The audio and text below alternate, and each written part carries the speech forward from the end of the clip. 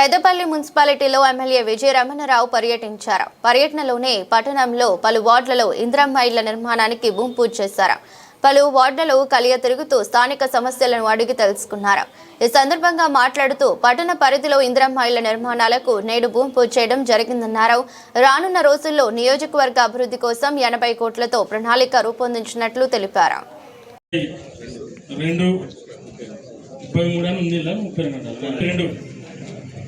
ఈ 4 వార్డులకు సంబంధించి ఇవాళ 4 వార్డుల ఇందిరమ్మ ఇళ్లకు భూమి పూజ కార్యక్రమాన్ని చేయడం మైక్ ఎవరు మరి దాదాపు 36 వార్డులు 36 వార్డుల 440 ఇళ్లను మనం శాంక్షన్ చేసుకోవడం జరిగింది. ఈ కార్యక్రమంలో పాల్గొన్నటువంటి కమిషనర్ వెంకటేష్ గారు, స్థానిక తీసుకోవడానికి వచ్చేసినటువంటి మా అక్కలకు, చెల్లెళ్లకు, సోదరులకు, ఈ కార్యక్రమంలో పాల్గొన్నటువంటి పాత్రికేయ మిత్రులకు అందరికీ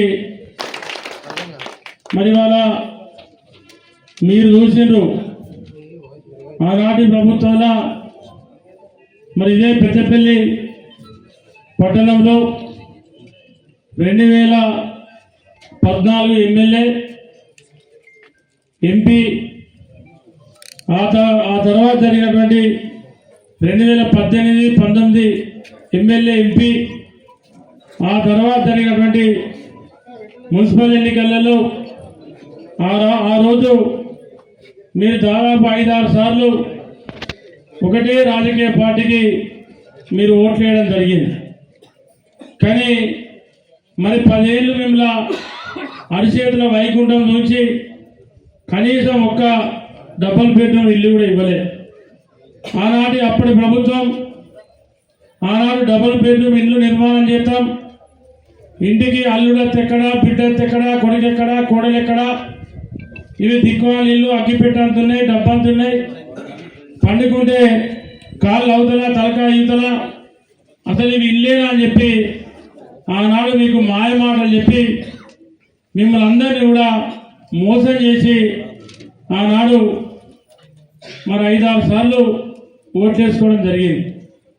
మరి 5-6 సార్లు ఓట్లేసుకుంటే ఏ పేదవాళ్ళకు కూడా ఇల్లు రాలేదు. మరి దాదాపు అప్పుడు ఆనాడు అప్పటి కాంగ్రెస్ ప్రభుత్వం, ఆనాడు నేను తెలుగుదేశం పార్టీ ఎమ్మెల్యే, ఆనాడు చందపల్లి దగ్గర కానీ, హనుమంతునిపేట రాంపల్లి గేట్ అవతల కానీ ఆనాడు 462 మందికి ఆనాడు లబ్ధిదారులకు మనం ప్రతి ఇంటికి ఆనాడు ఇల్లు జాగా ఇచ్చినాం. ఇల్లు జాగా ఇవ్వడమే కాకుండా ఆనాడు ఇందిరమ్మ ఇల్లు కూడా శాంక్షన్ ఇచ్చినాం. నేను శాంక్షన్లు ఇచ్చిపోయాక అక్కడక్కడ చంద్రపల్లి దగ్గర ఒక 20-25 మంది ఇల్లు మొదలు పెట్టుకున్నారు.